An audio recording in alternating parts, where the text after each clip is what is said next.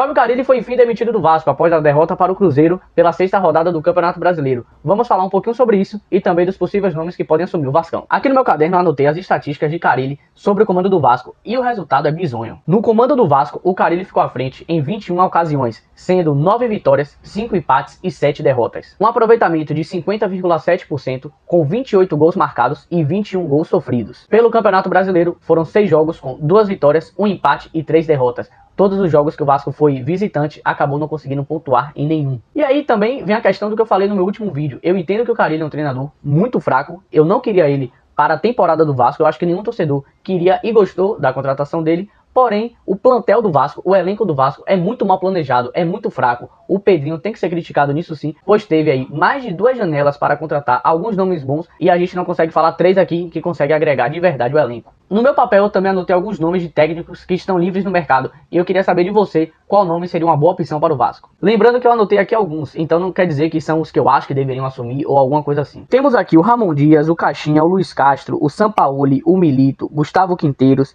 Crespo, Odair Helman e o Pesolano. E claro, o nome mais comentado desde que Carille foi demitido, o Fernando Diniz. De verdade, eu não sei se o Vasco teria dinheiro para trazer um Luiz Castro da vida, né? O seu último trabalho foi na Arábia, no Al Nassr. Porém, o principal para trazer qualquer técnico do Vasco, eu acho que é o seguinte. É uma coisa chamada projeto. O Vasco não tem projeto nenhum para apresentar para um técnico que vem assumir. O time parece não ter um planejamento, um objetivo, né? Um scout ali que define o que esperar do Vasco para a temporada. Por isso que eu acho que acima de dinheiro, o projeto é algo que vai ser um grande empecilho para um técnico vir assumir o Vasco, a não ser que seja algum técnico desesperado por emprego. E dos nomes que eu falei, cara, como eu já disse, né, o Fernando Diniz foi o que eu mais ouvi falar sobre um possível substituto do Carille. Eu vou trazer os números do Campeonato Brasileiro dos últimos 24 jogos do treinador. Chega a ser bizarro, né? Os últimos 2 trabalhos dele foi Fluminense e Cruzeiro, e ele vai pegar o Vasco da Gama, que é menos time, menos elenco do que todos os dois. Nas últimas 24 partidas do Fernando Diniz, ele teve 3 vitórias, 14 derrotas e 2 empates pelo Campeonato Brasileiro,